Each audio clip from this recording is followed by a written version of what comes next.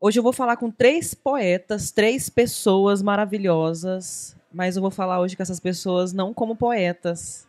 Claro que a gente pode ter uma palhinha, né? Mas principalmente como agitadores culturais, produtores, pessoas que organizam e fazem a coisa acontecer, fazem a coisa, produzem e faz a coisa circular em Goiás.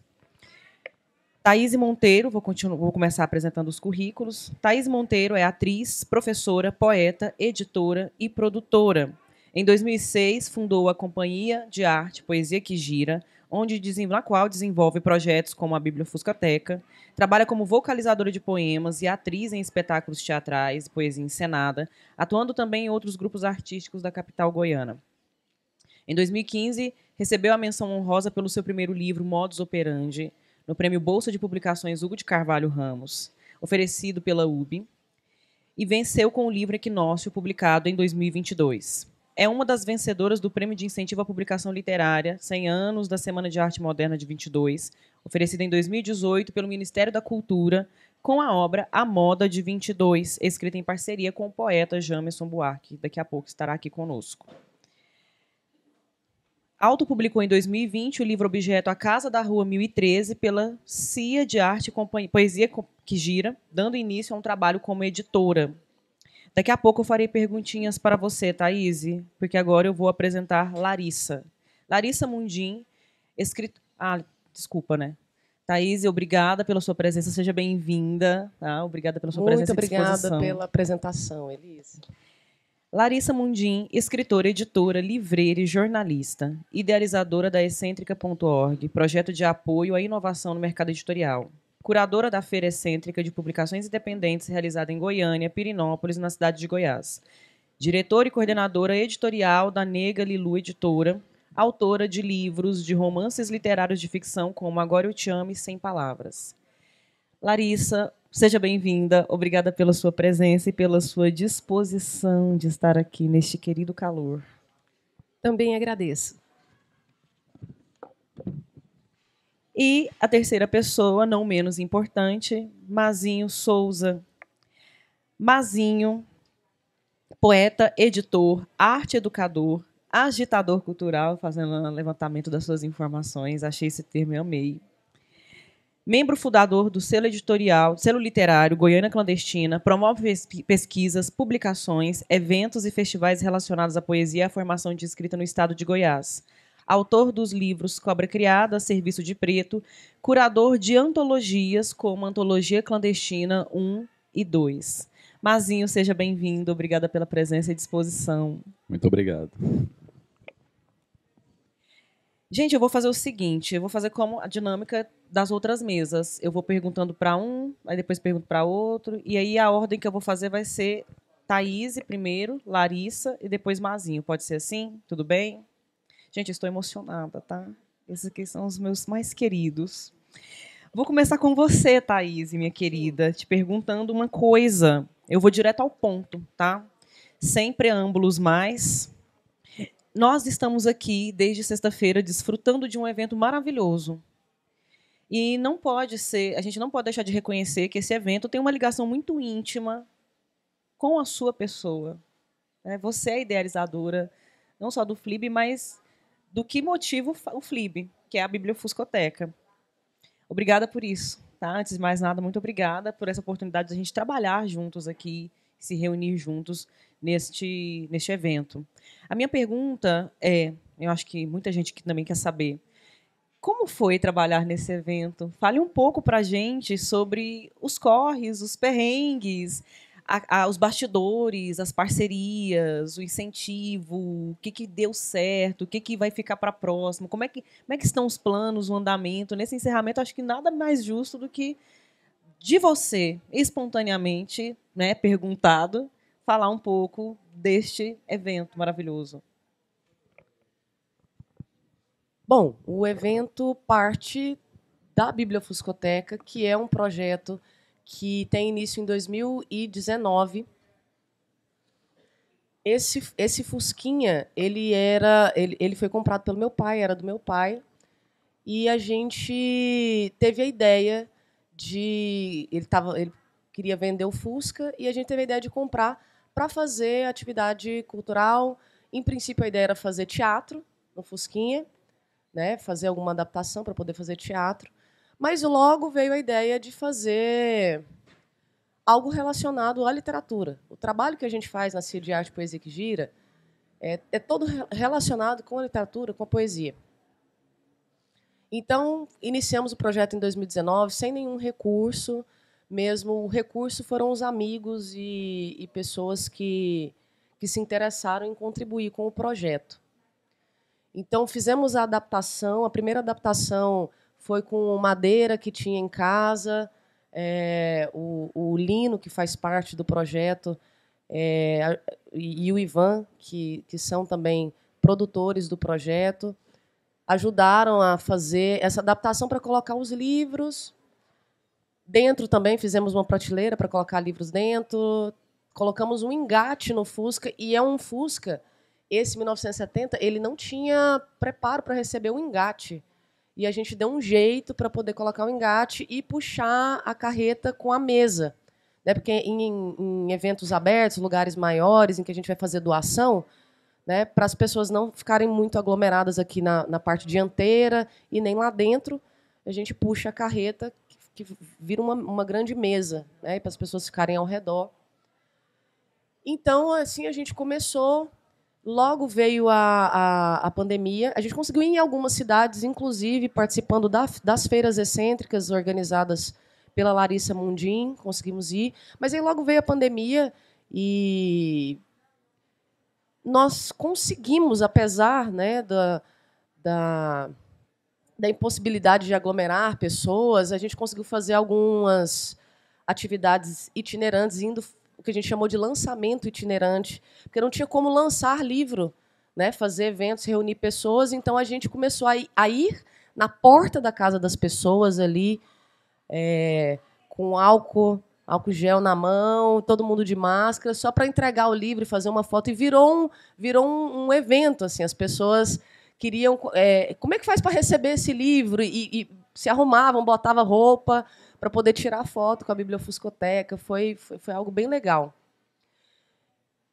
E logo depois vieram alguns projetos de tentativa de manter a produção cultural, né, a própria Aldir Blanc, que foi feito leis, né, leis de incentivo para tentar manter, né, o trabalho dos artistas naquele momento. E a gente entrou, foi o primeiro edital que a gente entrou e conseguiu realizar algumas atividades, fizemos uma reforma nele, refizemos a pintura, fizemos a reforma.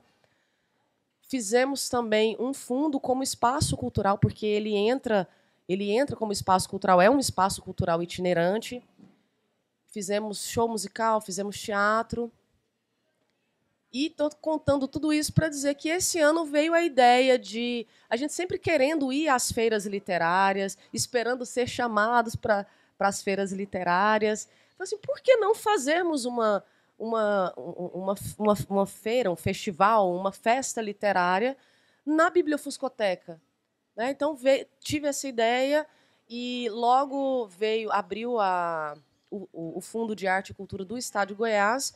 E foi aí que a gente começou a pensar, né, em fazer esse festival.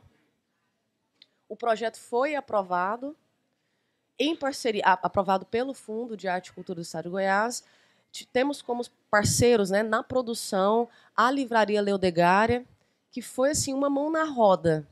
Assim, não tem outro termo. Assim. Quase, e literalmente. E literalmente, né? A mão na roda. Porque para trazer para Goiás foi uma coisa, em princípio, muito afetiva, embora parte de uma coisa afetiva, pessoal. Essa cidade é uma cidade literária. Ela transpira isso, né? Arte, literatura, é uma cidade cultural, né? Então, viemos para cá por conta da cidade, por conta de Cora Coralina, nossa grande referência, né, no Brasil. A gente vai em todos os lugares, fala que é de Goiás, né, eventos literários, as pessoas falam Cora Coralina. Né? Então, viemos para cá, tivemos a contribuição da Livraria Leodegária, da Goiandira, como sócia da Livraria Leodegar, responsável pela livraria, e também como secretária de Cultura, porque envolveu uma série de documentos para estar, é uma cidade histórica, né, os prédios são tombados, é tudo. Né, então, para conseguir entrar com o Fusca aqui, precisou de autorização da prefeitura, autorização do IFAM, né, que é o órgão responsável. E tudo foi um pouco mais fácil com a ajuda dela. Ela colocou também uma pessoa responsável aqui para ajudar na produção, que foi, inclusive, quem colocou o Fusca aqui dentro. Né? Eu vim alguns dias antes para poder fazer. A gente fez reuniões aqui no mercado.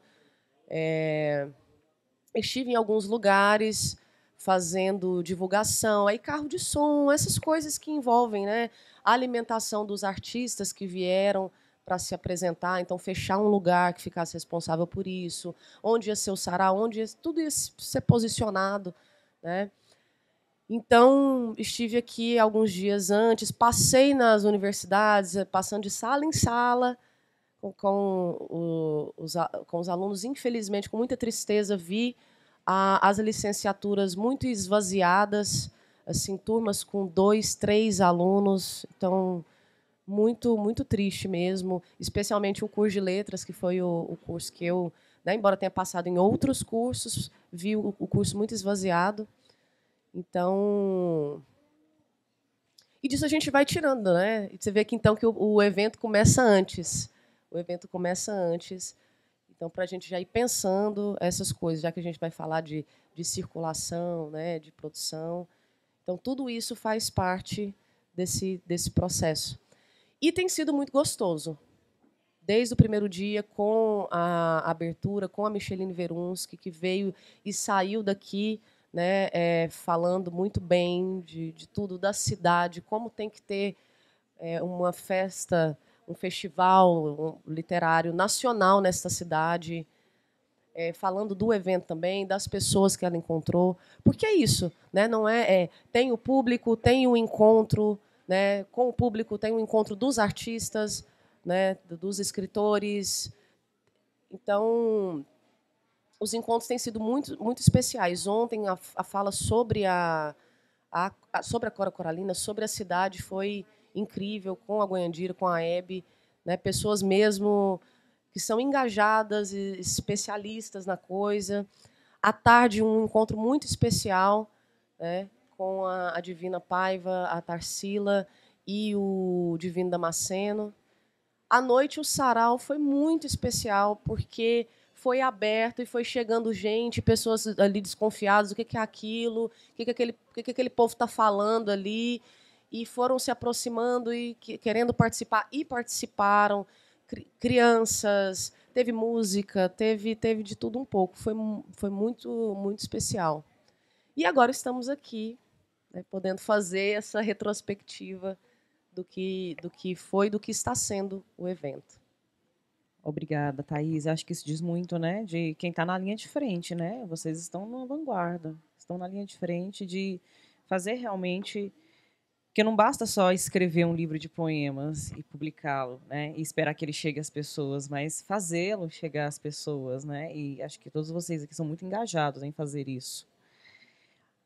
Muito bem, Larissa. Agora eu vou falar com você. Quero te fazer uma. É muita coisa, né? Livraria, editora, iniciativa excêntrica, trabalha em muitos braços para atuar nessa produção e circulação da literatura em Goiás. Eu estava fazendo uma pesquisa sobre você e aí no site da Excêntrica afirma-se 4 grandes frentes. Eu vou ler quais são e aí você pode tentar amarrá-las, porque isso me chamou muita atenção, mas eu vou te dizer qual foi o tópico que mais me chamou a atenção, porque nós estamos num evento na cidade de Goiás, né, no interior de Goiás, e a gente estava pensando sobre isso na obra da Cora ontem, da saída dela para São Paulo. Olha só quais são as 4 grandes frentes. Circulação da produção gráfica e literária independente no Brasil, a primeira. Segunda, combate à invisibilidade da produção gráfica e literária no Norte, no Nordeste e no Centro-Oeste do país. Terceiro, fortalecimento e ampliação da visibilidade do trabalho da mulher cis e trans no mercado editorial em todo o mundo. E 4, apoio às ações de estímulo à leitura e à formação de leitores qualificados. Isso aqui também isso aqui acho que é o eixo, né, o norte, de chegar, de levar a literatura, e sobretudo a literatura que ficou invisibilizada durante muito tempo, para outros leitores e formar esses novos leitores, né?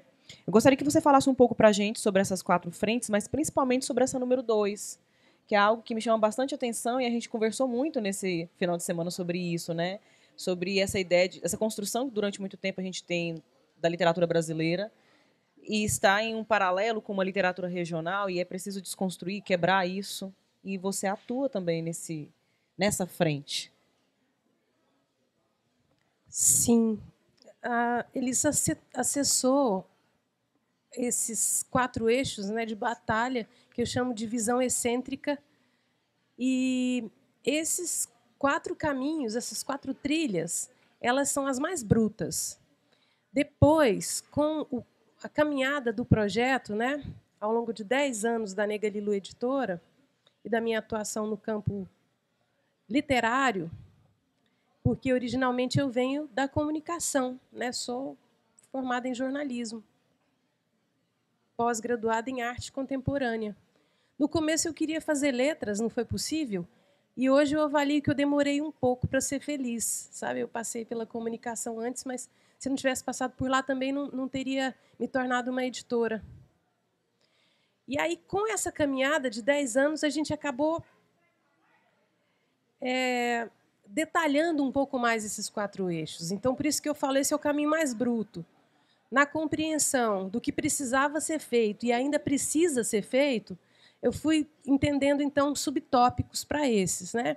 Mas falando especificamente sobre a invisibilidade, né, me parece que foi esse tópico que te chamou mais atenção, tudo parte da percepção do dia a dia, porque lá atrás existia o desejo de publicação, que não é apoiado por editoras de outros lugares.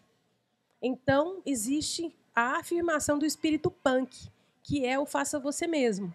Então, essa postura que a gente identifica enquanto independente na publicação gráfica e literária, e que nos dá a possibilidade de batalhar de maneira vocacionada contra a invisibilidade, é estar nesse território que a gente chama de independente. Mas o que significa isso? Várias pessoas, né, têm coisas a dizer, especialmente os autopublicados, os autores e autoras autopublicados, né, editoras, coletivos, selos literários, mas, na minha experiência, eu entendi que ser independente, então, é criar seus modos próprios de existir. E isso passa pela percepção da invisibilidade. O espírito punk é sobre isso, né? Ninguém vai me ajudar, eu vou fazer. Não existe caminho, eu vou criar. Não existe forma de circular. Vou inventar.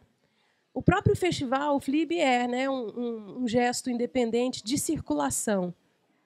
O que a gente está fazendo aqui é circular ideias, obras, fazeres, conhecimentos. Então, no campo independente, sobretudo quando a gente trabalha não somente com o produto, que aqui é o livro, por exemplo, mas a gente pensa o livro, a leitura, a literatura, a poesia e a biblioteca pública também, é como se tudo fosse uma grande amálgama. E que toda a ação nossa, no deslocamento nesse território, fosse necessariamente construtiva de ferramentas de circulação. De outra maneira, a gente não existe, né? Então, essa invisibilidade bateu muito forte quando eu publiquei meu segundo livro, com apoio do Fundo de Arte e Cultura. Eram 1000 exemplares, sem perspectiva de circulação. Então, você olha no canto da sala ali, você fala, e agora?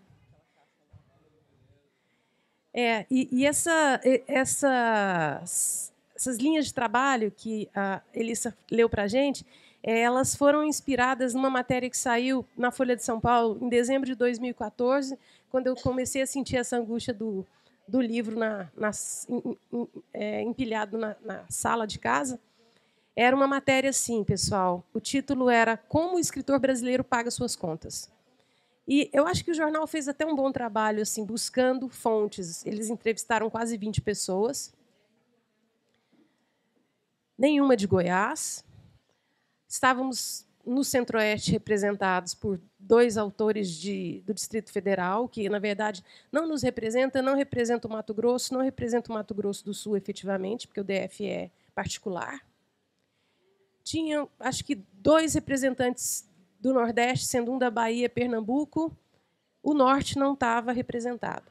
E os outros todos ali, né, do Sul e do Sudeste.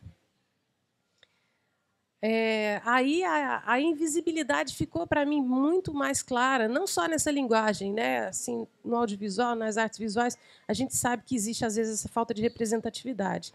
Mas naquele momento me deu vontade assim, punk, de fazer alguma coisa para mudar, para amenizar, na verdade, e amenizar a invisibilidade. E aí a primeira providência foi procurar meus pares, porque como a editora era recém-criada, estava ainda muito na preocupação de aprender a fazer livro bonito, que esse é um dos princípios, né? Lá no começo, a Nega Lilu queria fazer livro bonito, porque a gente tinha um histórico de mais de 20 anos em Goiás de desserviço de uma gráfica editora que despejou no mercado que nem existia livros muito feios, colocou à disposição livros muito feios que não provocavam o desejo do leitor de acessar, né, o nosso trabalho.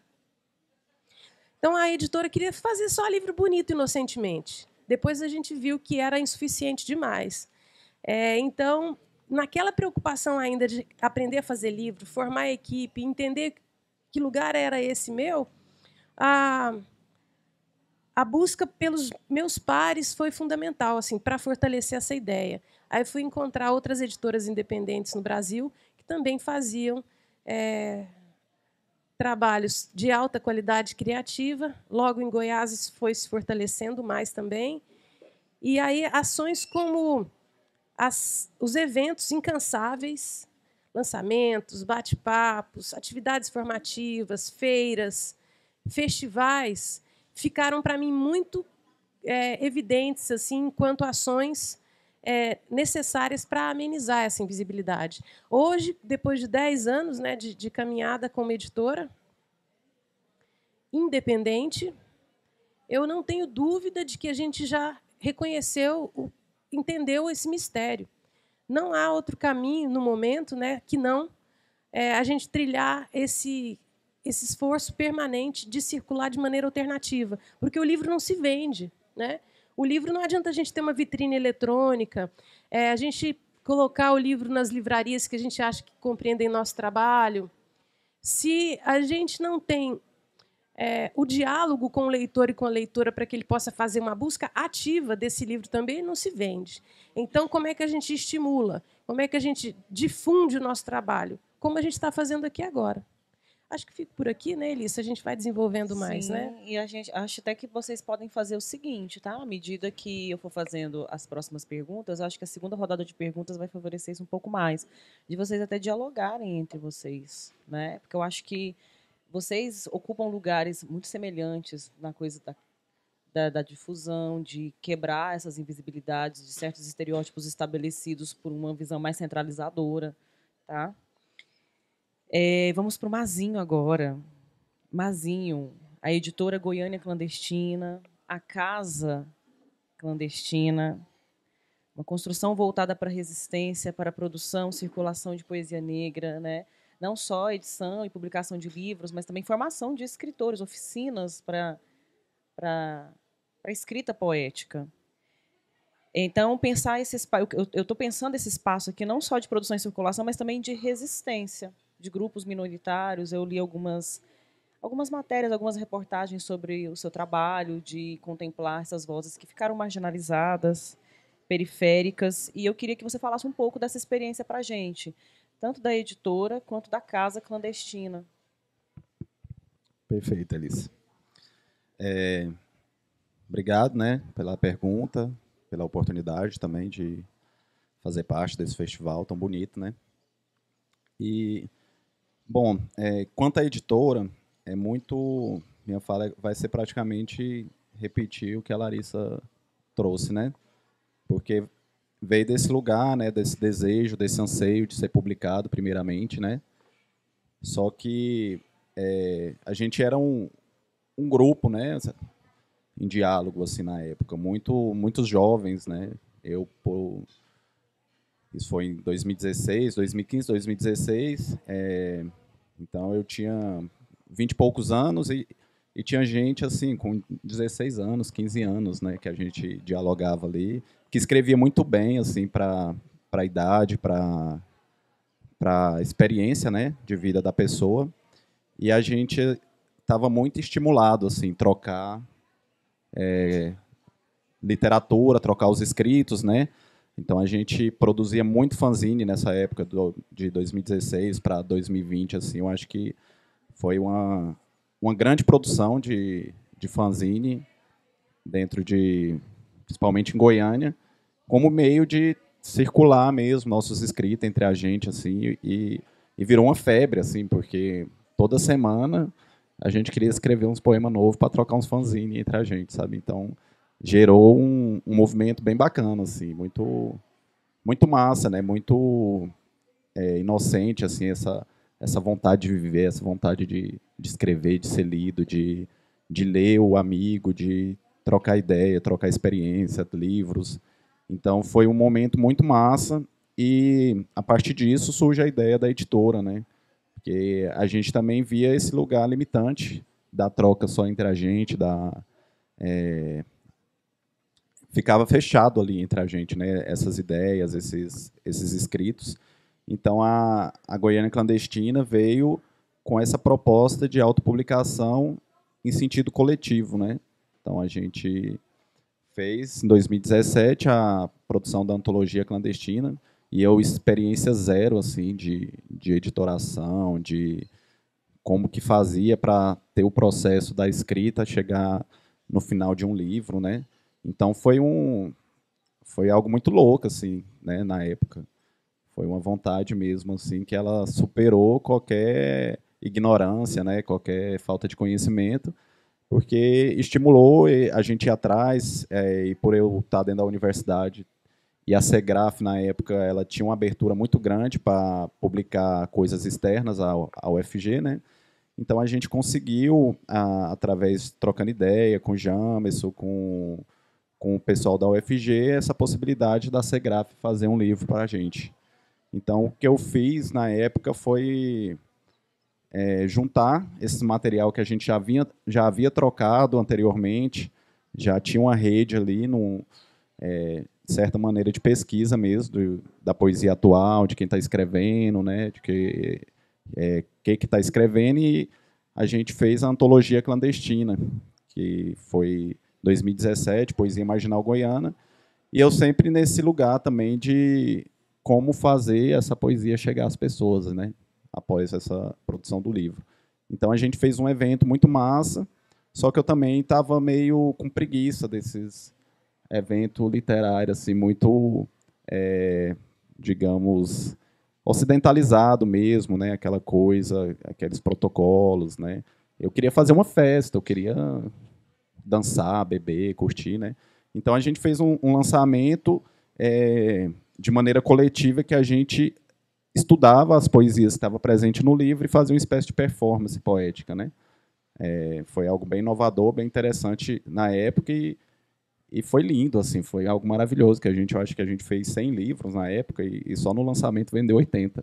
Falei, gente, nem sabia que tinha tanto leitor de poesia, né? Mas foi muito assim, as famílias, né, dos poetas, muito novinhos também na época, todo mundo, assim, e ver esse lugar, né, essa possibilidade de ter um livro, de ter seu poema publicado ali, foi algo muito bonito, e veio dessa necessidade de ser publicado, de sair dessa invisibilidade, né, e como eu venho da periferia, sempre de família muito pobre, assim, muito carente materialmente, então eu sempre tive um lugar de onde eu estivesse, eu tinha que levar os meus também, tinha que tentar, né, se eu alcancei esse lugar, tentar levar alguma coisa dessa raiz, né?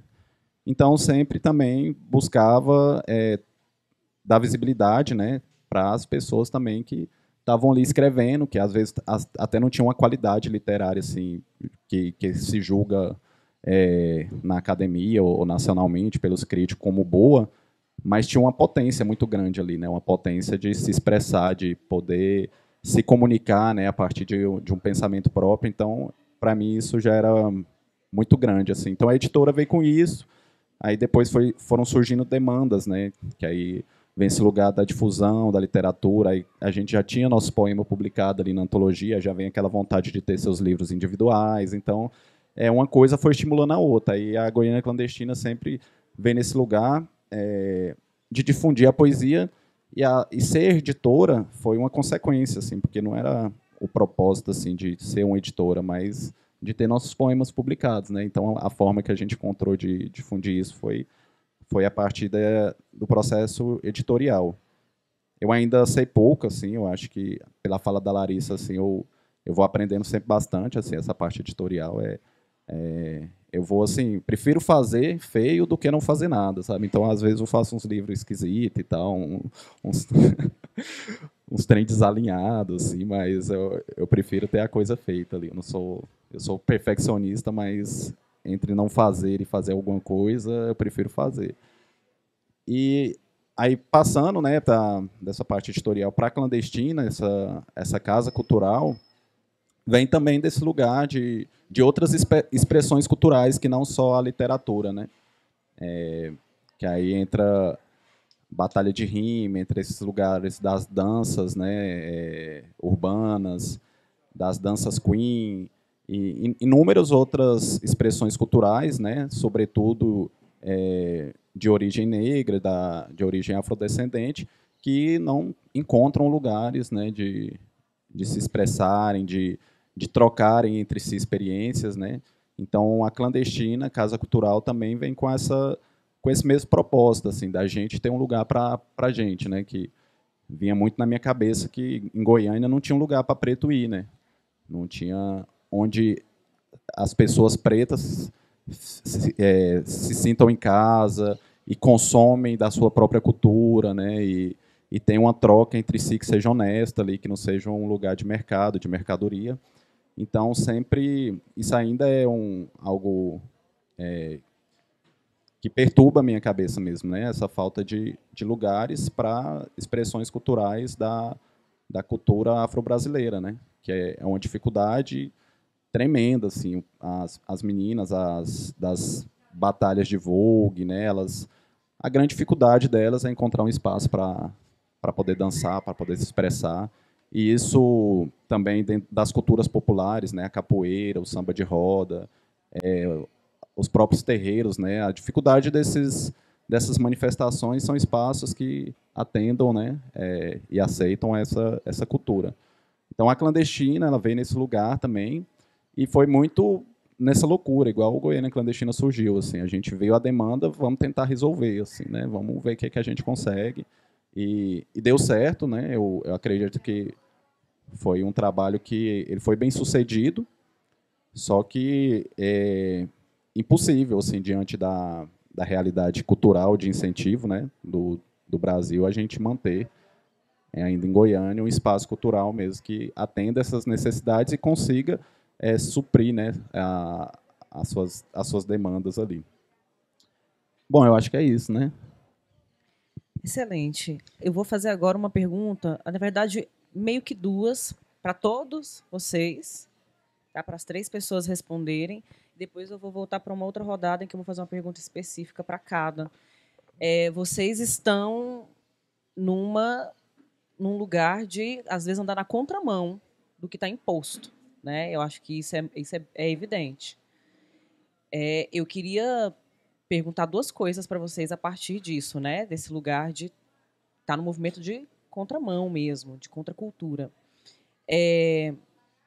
Alguma situação muito sui generis que vocês tenham vivenciado, experimentado, acho até mesmo para colocar, para mostrar para o público, né, os perrengues porque quem vê close não vê corre, né? Os bastidores às vezes não aparecem nos stories. A gente estava vendo a situação que aconteceu, rolou aqui na sexta-feira, né, da barra da direção do Fusca quebrar e ter que literalmente botar a mão na roda para encaixar o Fusca no lugar onde ele vai ficar, ficou, né, o evento. Então, uma situação muito sui generis, algo assim realmente que não estava previsto de forma alguma, que pegou, né, todo mundo de calças curtas, e a avaliação de vocês em relação ao andamento de tudo isso, né? Como vocês avaliam? Vocês que estão realmente na linha de frente, estamos conseguindo quebrar? Eu acredito que sim, eu vejo que sim, mas eu queria que vocês colocassem essa experiência humana de vocês em mediar essa entrada cultural em lugares muito desprivilegiados, desfavorecidos durante muito tempo, ao longo da história da literatura brasileira, né? Um país que ainda tem muitas marcas de colonialismo. Como vocês avaliam? Qual é o saldo, fazendo um balanço da trajetória de vocês? Elissa, antes de responder a sua pergunta, eu queria fazer uma observação. Não é a primeira vez, gente, que eu estou com essas duas pessoas, que nós estamos juntos, né? Larissa, Mazinho e eu. Não é a primeira vez. E eu fiquei pensando, quando fui organizar a mesa, e título de mesa, e tem que enviar projeto, né? A ideia era justamente pensar nesse processo todo de produção e circulação de literatura, leitura e livro, né? E tanto Larissa, Mazinho, né, quanto eu, nós estamos em todas as etapas, né? Eu fui parar para pensar nisso, né? Nós somos escritores, então a gente senta, né, para escrever poesia, né? Você escreve em pé? Diz que não pode escrever. Escreve andando. No celular ou no papel? Entendi. Então, a gente escreve, nós publicamos livros e nós fazemos o livro circular. Nós fazemos a literatura circular, né? Então, eu queria observar isso, né, que nós três, né, estamos nessas etapas. E que acho que a mais difícil, né, como a Larissa já observou, né, já tivemos um momento em que publicar era mais difícil, né? Hoje a gente tem outros meios, outras formas de tornar-se público. Eu gosto sempre de falar isso, tornar-se público, né, com as redes sociais. Lembro da época dos blogs, né? Então, tornar-se público é difícil ainda, é muito difícil, mas eu acho que circular, essa história que a Larissa conta, né, de estar com 1000 livros empilhados em casa, né, publicou. Veio a lei de incentivo, ela escreveu o livro, veio a lei de incentivo, o livro foi publicado, mas e aí? O que fazer com 1000 livros na sala? Queria só contar que, quando a gente aprovou o Aldir Blanc, nós fizemos... A proposta era a seguinte: pegar o dinheiro da lei, além da reforma, né, porque foi um grande projeto, comprar livros. Nós fizemos isso. Nós compramos livros de 12, 10 autoras, eram mulheres, então nós compramos os livros dessas autoras, entregamos esses livros em espaços culturais para que eles fizessem, para que eles, o que bem entendessem, seja doar, seja vender, seja disponibilizar para a leitura, para o empréstimo, né? E, além disso, a análise, a leitura e a análise dessas obras. Então, foi algo... A gente fez circular. Eu acho que a gente fez circular. Fez chegar, fez sair de casa e fez circular. E eu queria observar isso, né? Sobre a sua pergunta, Elissa, essas perguntas, assim, essas perguntas me deixam de calça justa, porque eu passo cada coisa diariamente no que diz respeito a esse trabalho, porque eu fico assim, gente, quem é que no calor desse está sentado falando de literatura, de livro, de poesia, sabe? Então, assim, diariamente eu passo por situações e muitas delas deixam de calça justa. O negócio é que a gente parece que já está calejado, né? Então, vamos desviando ali, opa. Né? Então, eu não sei dizer assim uma específica, mas agora, recentemente, eu passei por uma situação que foi de um circuito de escritores. Então, viajei por algumas cidades do Brasil e passei por uma situação muito desagradável, que foi ser retirada, assim, não de casa, né, mas do hotel, assim, 6 horas da manhã e retornar apenas à meia-noite e sentir da produção que é assim, nós estamos pagando. E nem era lá essas coisas, o pagamento. Mas nós estamos pagando, então faz o que você tem. E uma coisa absurda, porque ninguém trabalha de 6 da manhã à meia-noite, dá o quê? Não, 12 dá das 6 às 6. 18 horas, né? Nenhum trabalhador trabalha, né, 18 horas seguidas, né? E o que eu ouvi foi isso. E eu tive muito a sensação, e aí eu acho que, né, que Larissa Mazin também pode dizer, o que ela diz sobre a invisibilidade, sobre Centro-Oeste, sobre Norte e Nordeste, a fala dela, né? Eu tive muito a sensação de que se fosse outros autores, estávamos eu de Goiás e uma escritora, Patrícia, do Amapá. E teve um momento em que Patrícia virou e falou assim, eu não saí, né, de Macapá para viver uma situação dessa aqui. Tanto que o estabelecimento chegou a fechar, não tinha motorista para levar a gente de volta, e nós ficamos do lado de fora. Nós ficamos do lado de fora, sentado num espetinho desses assim da esquina ali e tal, e nós ficamos ali porque não tínhamos o que fazer. E aí eu tive essa sensação de que se nós fôssemos escritoras... Aí tem tudo, né? Se nós fôssemos escritores, se nós fôssemos homens, se nós fôssemos de outra região, né? Se nós tivéssemos um reconhecimento, né? Se nós fôssemos escritoras renomadas, né? Talvez aquilo não tivesse acontecido. Eu tive muito essa sensação, muito mesmo. Assim, no trato eu não vou trazer pormenores, né? Mas eu tive essa sensação. E essa situação me deixou muito chateada. Muito chateada, porque eu estava cumprindo o meu trabalho e eu queria que eles cumprissem com respeito. Né? Chegou um momento de dizerem assim, ai, desculpa, acho que vocês mereceriam, né, um tratamento melhor. Eu falei assim, não um tratamento melhor, um tratamento respeitoso, sabe, como artista, como escritora. Então, essa situação, né, quando você me pergunta de uma situação assim, é a mais recente, né? É atípico, inusitado demais. Achei muito absurdo. E a outra questão que você falou, além do... É sobre a avaliação, o balanço que vocês fazem, né, desses corres que têm sido feitos. Eu acho que é positivo. Eu acho que é positivo. E a gente tem vivido e visto... quando eu participo, né, da Feira Excêntrica, eu vejo aquela quantidade de pessoas. Né?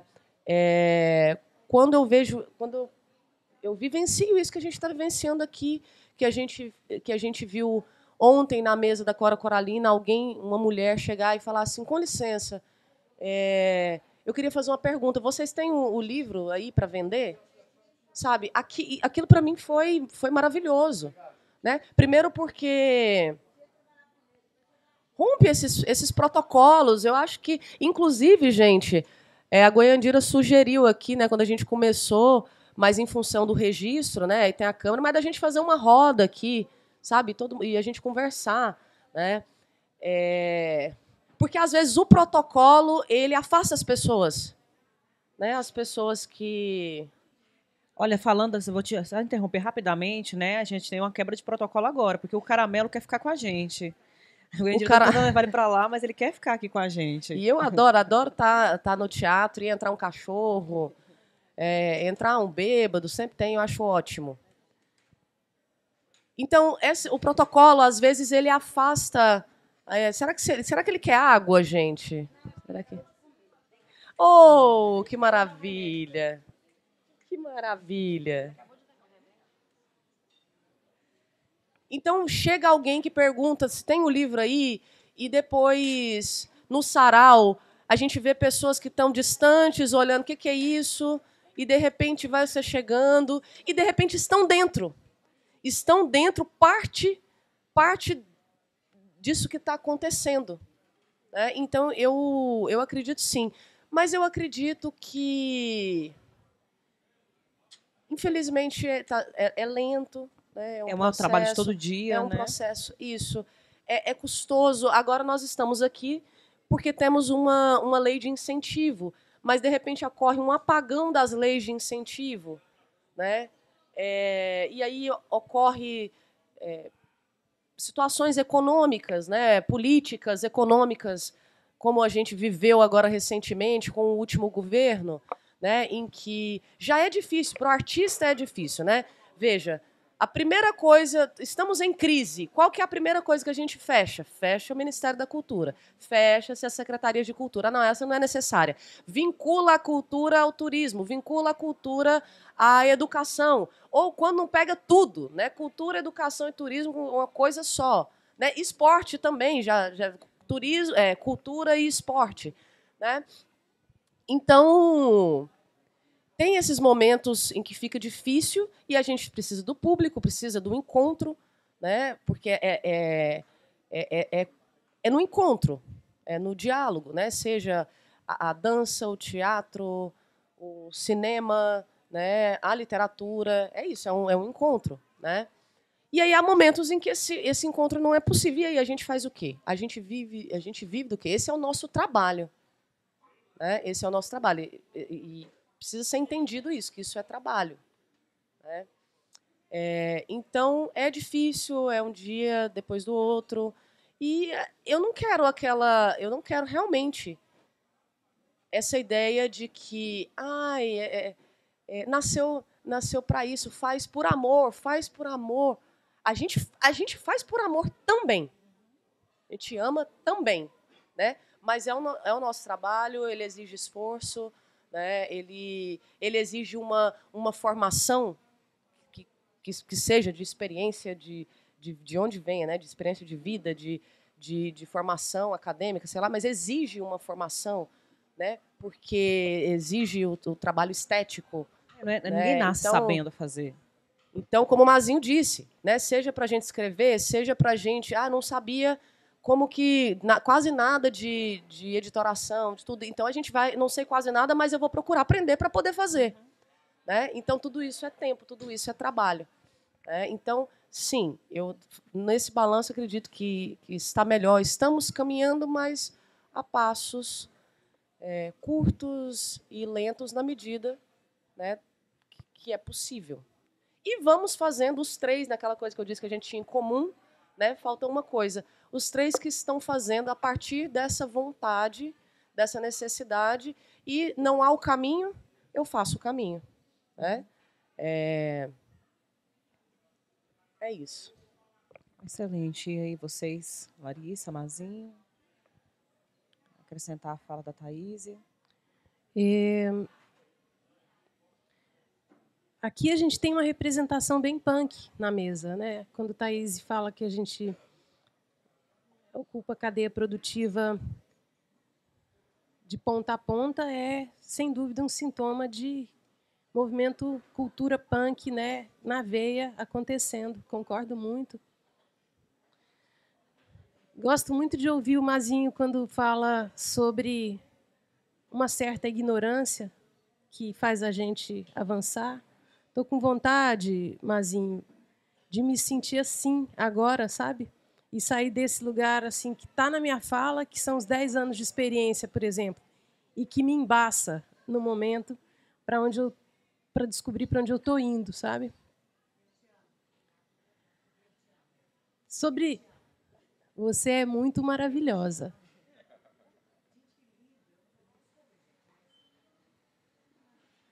Obrigada.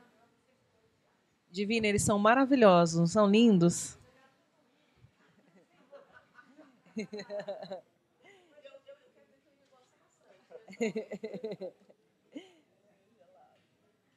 Situação sui generis. Sim. Eu estou vivendo agora 10 anos de crise já, né? Aí, lá no começo, em 2013, quando a Negalilu Editora surgiu, publiquei logo de cara um livro que pesava quase 600 gramas. Isso tudo é uma ignorância, né? A gente vai vendo que isso tudo é uma ignorância, porque em breve tem uma mala para fazer, para você viajar com esses livros, e aí seu limite é 23 quilos, e aí a mala arrebenta na primeira viagem, e a minha filha olhou para mim e falou: mãe, eu tenho uma mala para doar para você. Ela tinha, sei lá, a sócia estava com 5 anos, talvez. Me doou uma mala daquela bem resistente, da Barbie, que ela tinha. E eu viajo com essa mala há 8 anos agora, arrastando ela Brasil afora. Só que, nessa última oportunidade de viagem que eu tive, que foi para a Feira Miolos, em São Paulo, que é uma feira que eu já fui 4 vezes, mas é sempre grande esse desejo de levar todos e todas, né, autoras e autores publicados. Mas já são 47 livros publicados, entre eletrônicos e físicos, e a vontade de levar pelo menos 2 exemplares de todo mundo me deparei com uma situação sui generis, então, que é verificar que a mala já não me cabe mais. Não por ser da Barbie, né, não tem problema nenhum com isso, mas essa mala não cabe mais os livros que eu desejo representar. Porque se existe uma oportunidade de estar com os goianos e as goianas, sobretudo ali, quem publicou pela primeira vez pela Negalilu, esse desejo de honrar esse acervo faz com que a gente tente aproveitar ao máximo essa saída para uma feira que hoje é a maior da América Latina no território independente. Então, essa foi uma situação sui generis, eu percebi que essa mala não nos cabe mais, e de me perceber também, nesse lugar de crise muito clara, e quando fui convidada pela Thaís para falar sobre literatura e circulação, me deu vontade de trazer para vocês alguma coisa que eu ainda não tinha pensado antes, porque eu fui para São Paulo, na Miolos, logo após a realização da Feira Excêntrica. E como esse é um ambiente de muito impacto, que a gente dialoga, que tem um encontro de corpos muito intenso, né, nesses 2 dias de feira, eu já estava um pouco maluca depois da Excêntrica, e aí acabei enlouquecendo totalmente em São Paulo, entendendo que eu precisava avançar. A gente fala avançar como se fosse alguma coisa que é para frente, né?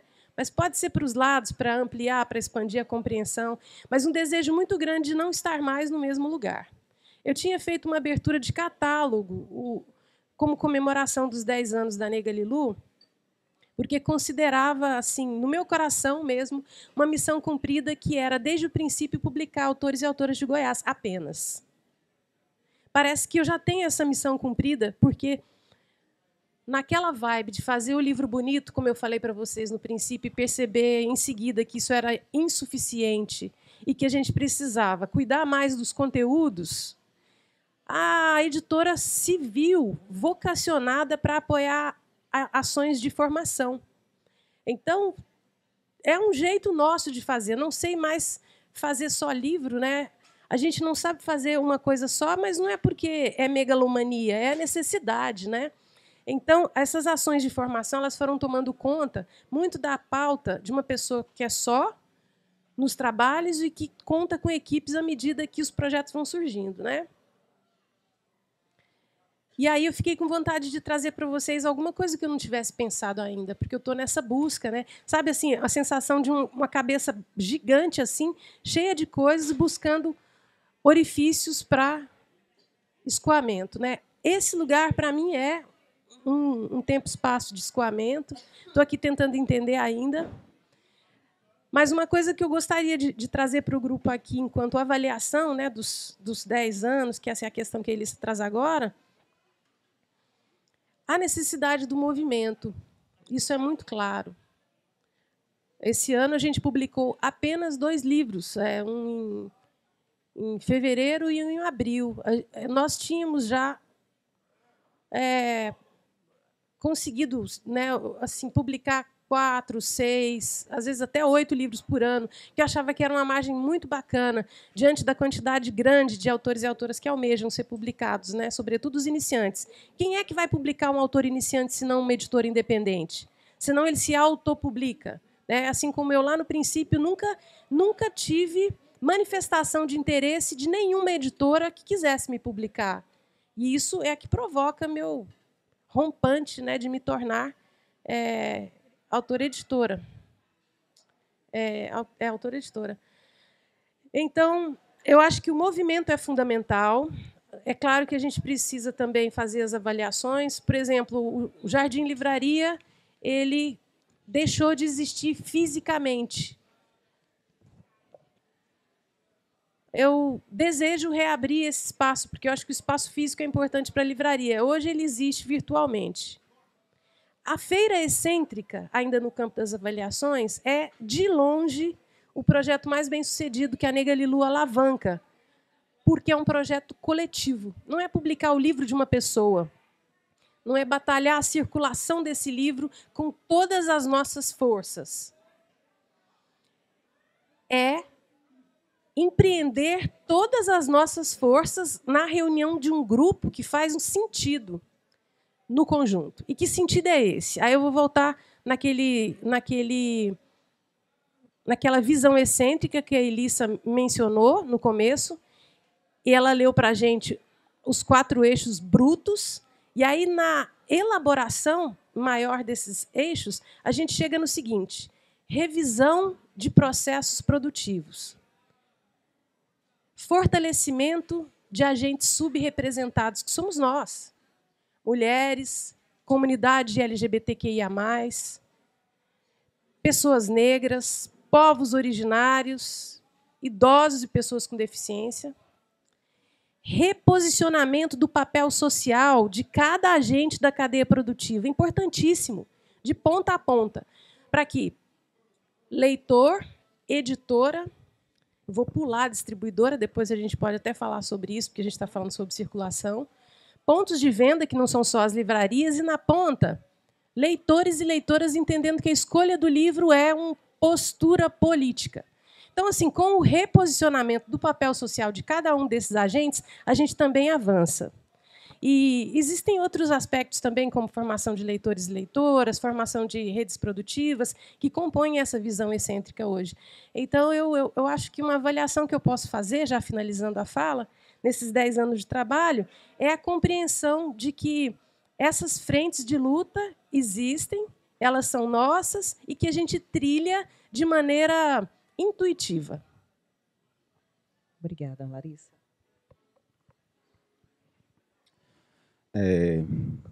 Bom, eu acho muito interessante, assim, tipo, olhar para trás, a trajetória nossa, né, minha, da Larissa, da Thaís, e perceber hoje a gente aqui, né, como pessoas com sucesso, né, nas empreitadas que decidiram fazer, e se tornando agora referências, né? Eu acho que essa mesa é muito importante porque na época que eu decidi publicar não tinha, né, quem me falasse como é que funcionava o processo de publicação, o que você fazia, você tinha que circular o livro, né? Então eu acho muito positivo, não só para a gente, né, do mercado editorial e da literatura, mas para uma estruturação, né, dentro do Estado de mecanismos independentes, né, que sempre a gente via ali Academia Goiana de Letras, UB, ou outros locais, né, de difusão da literatura que não nos pertenciam e, e, e a gente nem é bem-vindo, né, em algum desses lugares, inclusive. Então, é muito legal estar hoje sabendo que as pessoas procuram a gente, né?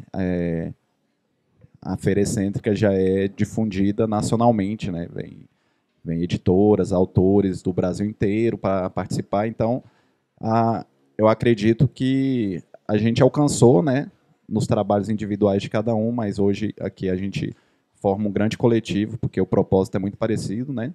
A gente alcançou uma independência editorial, uma independência de referências, né? A gente somos nossas próprias referências, não precisa buscar a companhia das letras, não precisa ir muito longe para ter uma produção de qualidade, para ter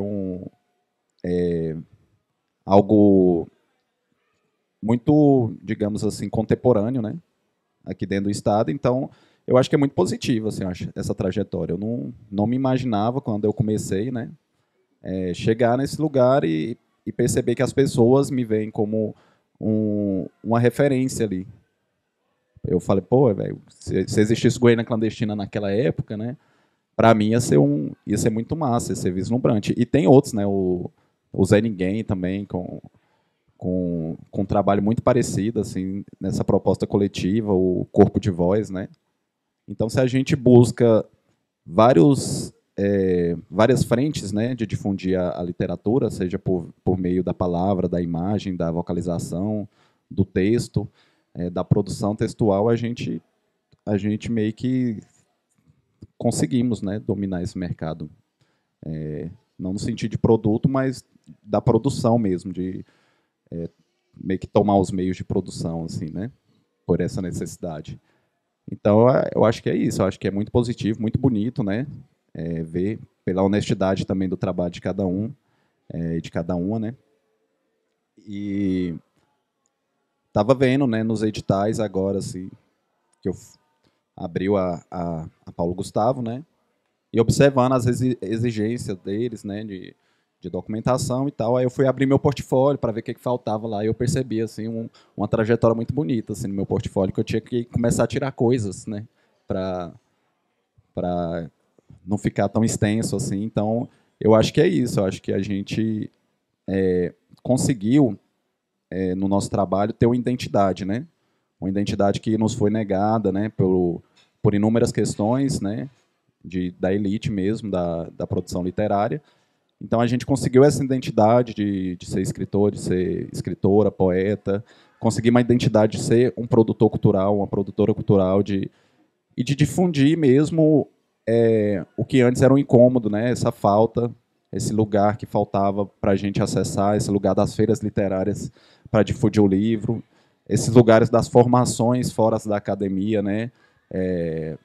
Então, a gente não só construiu identidades, mas a gente pôde contribuir com a identidade do outro, né? Então, acredito que a partir do trabalho da Larissa, da Thaís, do meu trabalho e do trabalho de todo mundo aqui, né, que é todo mundo produtor aqui, a gente conseguiu entregar uma certa possibilidade da pessoa acessar uma identidade a partir do trabalho que a gente faz. Então, eu acredito que é muito positivo e se a gente continua assim, a gente se torna mesmo, igual já está se tornando, uma referência nacional assim, de produção, de...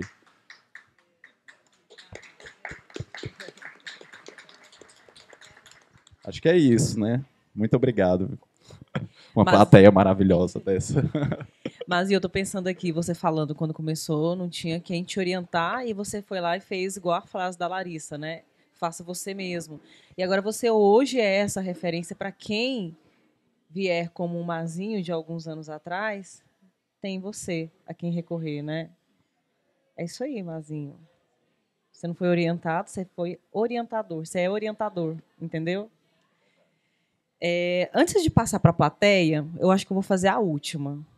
Na verdade, assim, acho que essa vai ser mais de caráter burocrático. Vocês mencionaram aí um pouco e eu queria, pensando na Larissa, né, Lega Lilu, excêntrica, feira excêntrica, que já passou por algumas cidades, então ela está em movimento, ela está num movimento de descentralização mesmo, de alcançar outros lugares. Pensando no movimento itinerante, né, das duas iniciativas da Thaís, a Bibliofuscoteca, que é uma biblioteca itinerante, a Poesia que Gira, que no próprio nome já tem essa ideia de movimento, né? Então, você também tem, a seu modo, outra forma de descentralizar.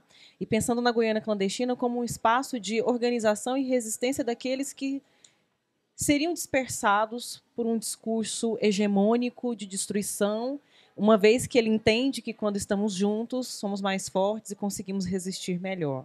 Tá? Eu quero pensar vocês como representantes desses lugares que têm esse papel fundamental. Nós passamos por alguns acontecimentos, algumas peripécias, alguns reveses esquisitos, né? Nós saímos de um governo que tinha destruído o Ministério da Cultura, né?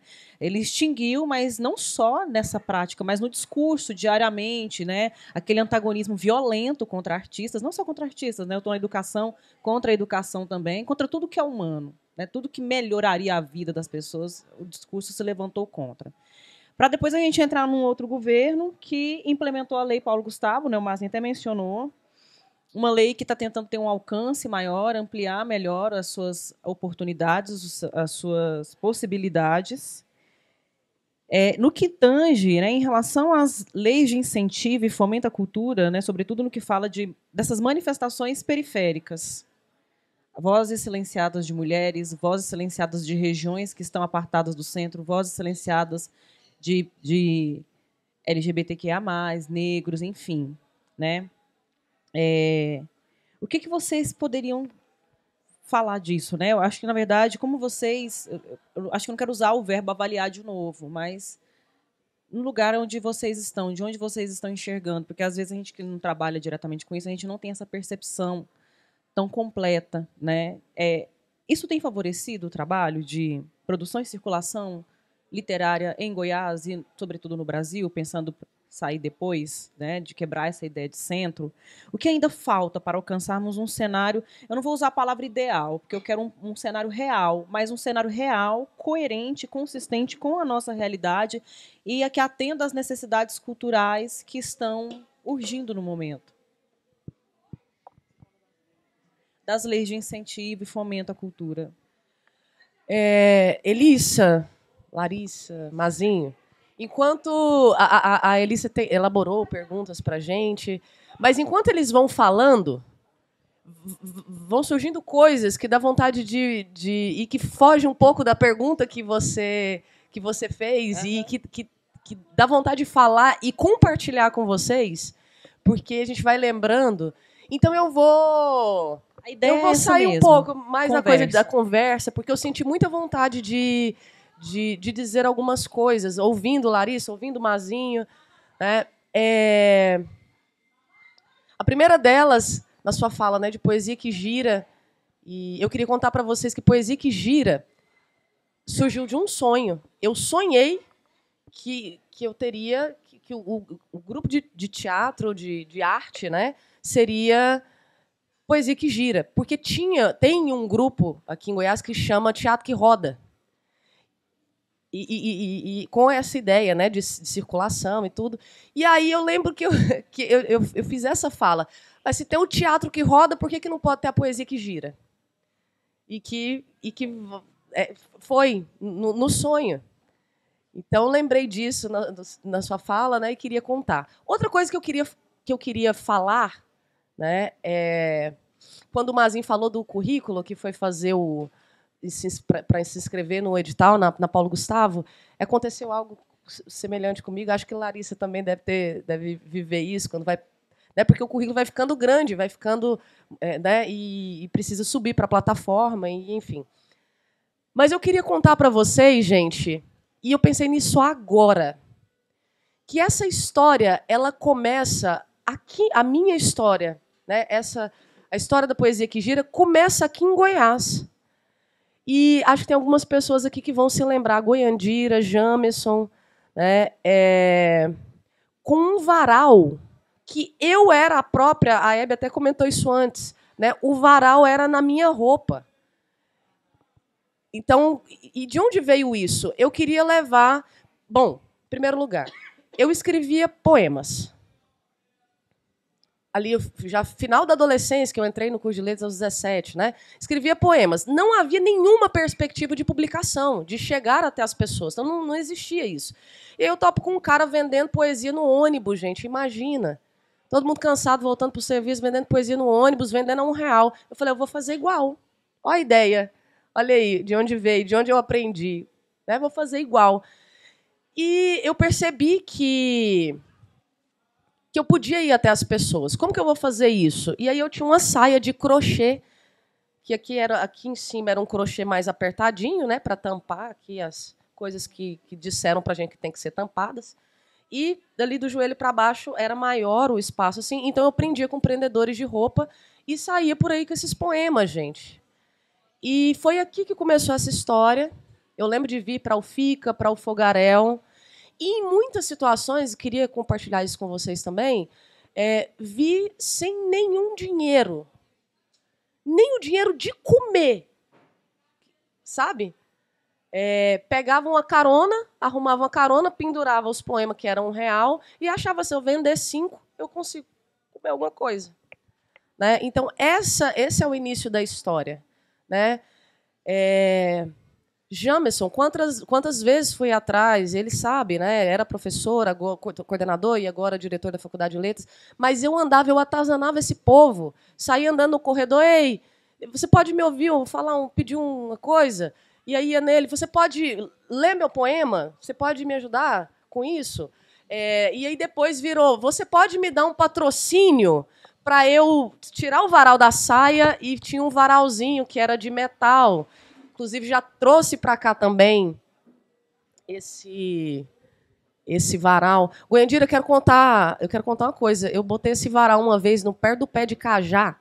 Não, que pé era aquele? Na frente ali do Conde dos Arcos. Eu sei que a secretária da ocasião, gente, não gostou. E ela tinha autorizado, mas que estava tampando, não sei o quê. Aí eu saí para comprar uma água. Quando eu voltei, ela tinha puxado todos os poemas do prendedor e falou assim, aqui não pode, você não pode colocar poesia aqui. Aquilo me indignou. Outra situação. Aqui não pode. Olha aí, ó, agora veio uma história. Poesia, não pode colocar isso aqui. Esteve? O que é isso aqui? Por que vocês botaram esse fosco aqui? Ela está falando. Ela, acho que tomara que ela não esteja aqui. Nesse momento. Mas, e aí eu estava pensando aqui, enquanto ouvia e olhava, e a gente sai um pouco do corpo e vê tudo o que está acontecendo, é que eu já estive nessa cidade sem ter o de comer, e alguém da organização do FICA viu eu e o Lucas, que você vai se lembrar, que teve fazendo um trabalho com a Nega Lilu. O Lucas, que a gente chamava de Charaia, lembra? Lá da Faculdade de Letras. Sim. A gente andava na rua com o trem pendurado e a gente cantava, falava o poema. Se alguém achasse legal, comprava. Se alguém achasse legal, chamava para tomar alguma coisa. Se alguém achasse legal, oferecia algo para a gente comer. E mesmo, juro, viemos de carona. Mais de uma vez a gente teve aqui, viemos de carona sem ter o que comer. E aparece alguém da organização do FICA e fala, achei legal isso aí que vocês estão fazendo. Eu vou dar um crachá? E aí vocês podem ir comer aí com o pessoal da organização. Então, para mim que tem essa história, esse início, e, gente, imagina o que é estar aqui proporcionando para outros artistas. A fala do Mazin, vocês estão nesse lugar. Essa é a história, sabe? Parte daí e agora nós estamos aqui. Elícia, eu queria dizer isso que eu disse agora. Eu realmente não sei. Eu tô vivendo uma situação assim. Eu não sei para onde eu vou.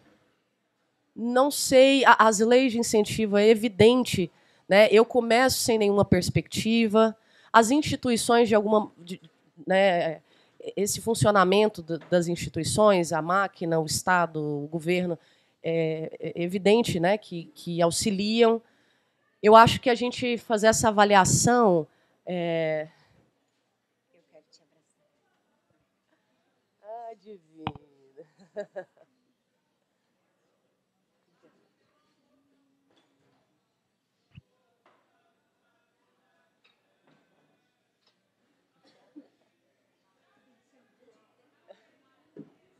Obrigada, Divina. A Divina não tem ciúmes. A máquina, as É evidente que proporcionou muita coisa. Muita coisa. Né? A Poesia que Gira, a gente montar espetáculo. Montamos a Moda de 22, que foi o livro que foi escrito por Jamerson e eu, né? Montamos com lei de incentivo a peça. O Rato de Biblioteca já circulou Goiás, Brasil, né? Goiânia já fizemos circulação municipal. O Fusca também começa sem, que é isso que a gente está dizendo aqui, né? A gente vai fazer, começamos e posteriormente vem essas possibilidades, né? Que as leis de incentivo proporcionam. Eu estou um pouco ainda acho que avaliando no meu corpo o que eu estou vivendo aqui, esse momento, estar aqui com vocês. Então, não sei dizer, acho que a Larissa e o Mazinho vão fazer essa avaliação melhor, mas eu gostaria de dizer que assim, eu não sei para onde eu vou. Eu não sei, Larissa, quando você fala assim, que está com a cabeça desse tamanho, procurando escoamento, mas eu queria finalizar assim, a minha fala. Não sei para onde eu vou, mas nesse momento eu tenho a sensação, e queria compartilhar com vocês, que eu sou capaz de ir para qualquer lugar. Eu não sei que lugar é esse, mas eu tenho essa sensação. Eu sou capaz de ir para qualquer lugar. Você é maravilhosa. É isso. Obrigada. Somos todas, todos. E todes. Sim. Estava fazendo aqui a anotaçãozinha para não perder, né, nessa última oportunidade. Elissa, te cumprimentar pelo apanhadão que você fez quando introduziu sua questão. Mais especificamente sobre os editais, porque eu acho que eu não quero ficar só aqui também, assim como Thaís, vou alastrar um pouquinho mais a fala. Me parece assim que para nós, que deixamos claro aqui na nossa fala, que temos interesse nas infiltrações e nas quebras, os editais nos limitam muito no momento, né? Tanto é que eles formatam os projetos. Daqui a pouco, as pessoas que olharem de fora para o estado de Goiás, numa construção de 1, 2 décadas já de trabalho artístico, incentivado pelos mecanismos que são fundamentais, vão perceber, por exemplo, algumas fixações em algumas linguagens, em alguns formatos, em função desse redirecionamento. Então, para a gente pensar, já que vamos continuar ocupando esse espaço a partir da captação de recurso público, que está disponível para todas, todes e todos, e que a gente, então, com as nossas iniciativas, podemos também acessar de forma legítima, pensar de que maneira a gente se infiltra e quebra a partir dessas estruturas que estão cada vez mais endurecidas, né? Isso eu queria dizer sobre as leis de incentivo. Eu acho que o que me fez pensar sobre isso, a partir de uma fala que eu penso que é própria, mas que já ouvi bastante, é justamente quando você começa a não aprovar seus projetos. Eu tenho um histórico de aprovação assim exemplar. De repente, 0% de projetos aprovados pelo FAC. De repente, projetos aprovados com muita restrição nas outras leis. É porque são projetos realmente que tentam fazer esse escape, né? É preciso encontrar maneiras da gente ou melhorar esses editais ou realmente identificar melhor essas brechas para infiltração e quebra. A outra coisa que eu queria mencionar, já que essa é uma mesa que também discute distribuição, circulação e tal, é muito favorável o uso da palavra, na minha opinião, circulação e não distribuição, né, quando a gente pensa isso que a gente está discutindo aqui hoje, porque a distribuidora é um agente da cadeia produtiva formal e é um agente que onera muito o processo. Inclusive, penaliza o pagamento do direito autoral. Inclusive, encarece o preço do livro na outra ponta. 27%, mais ou menos, do bolo fatiado vai para o agente logístico. Eu não vou ter nunca um galpão para guardar meus livros e livros dos outros. Eu vou ter nunca um caminhão para poder transportar livro meu e livro dos outros. Um Fusca, né, uma Kombi, mas eu tenho a mala da Barbie que já não cabe mais. Então, a distribuidora é o agente que, quando a gente pensa o reposicionamento do papel social dos agentes dessa cadeia produtiva, a gente tem que olhar com carinho. Eu já olhei de forma muito crítica. Goiandira, que está aqui, já me convidou para outras falas aqui, já viu falas raivosas em cima das distribuidoras que eu não faço mais. Eles só precisam se tocar de que, sem o engajamento, nenhum agente sobrevive na cadeia produtiva do livro. E isso, com o tempo, eles vão percebendo, porque todos, inclusive quem não está no território independente, já tem ações próprias de distribuição. Em algum outro momento, as editoras não tinham nem suas livrarias online, não é assim? A gente tinha de comprar diretamente da livraria. Hoje pode-se comprar diretamente da editora também. Isso tudo é demonstração de certa insatisfação com o processo de distribuição, que é não engajado, oneroso. Ele é logístico, basicamente. Então, vou repetir. Sem engajamento, nenhum agente da cadeia produtiva vai permanecer no nosso tempo. Tá, isso é o que eu queria dizer, então, sobre essa parte da distribuição. E a última é que, enquanto eu ouvi aqui meus colegas, eu fiquei pensando assim, se eu avancei um pouquinho, né, no escoamento do cabeção, e me parece, pessoal, que passa pela economia solidária. Eu acho que esse novo movimento, esse que eu penso assim, para poder sair desse lugar e para contemplar mesmo o movimento, né, as encruzilhadas, os Exus que estão aí nos abordando o tempo todo. A economia solidária. Porque, poxa, se a gente é de um lugar em que existe uma dificuldade real de fazer a circulação desse produto, por razões diversas, tá? E se esse livro fica mais parado do que circulante, por que não lançar a mão da economia solidária, que é uma coisa que, às vezes, no entendimento do capitalista, algo extremamente solto, entregue a Deus dará, a boa vontade humana?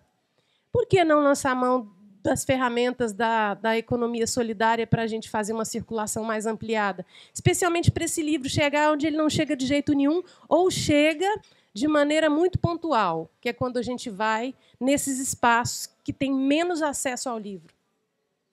É isso, queria deixar também. Essa é a reflexão feita a partir de um breve F5. Obrigada. Bom, eu acho que a gente veio até discutindo no carro sobre essas leis de incentivo, né? Porque é o que está rolando agora, sim, e para a gente é como se fosse assim, a luz no fim do túnel, né? A gente vem de um período aí, depois da Aldir Blanc, com pouquíssimos editais e quando rola, pouca grana, né? Pouca possibilidade. E a gente veio discutindo exatamente isso, né? São editais que é para todo mundo, né? Todo mundo no sentido que é um edital público, só que não é para todo mundo no sentido intelectual da coisa ali, né? E eles vêm, de certa maneira, restringindo, dificultando, né?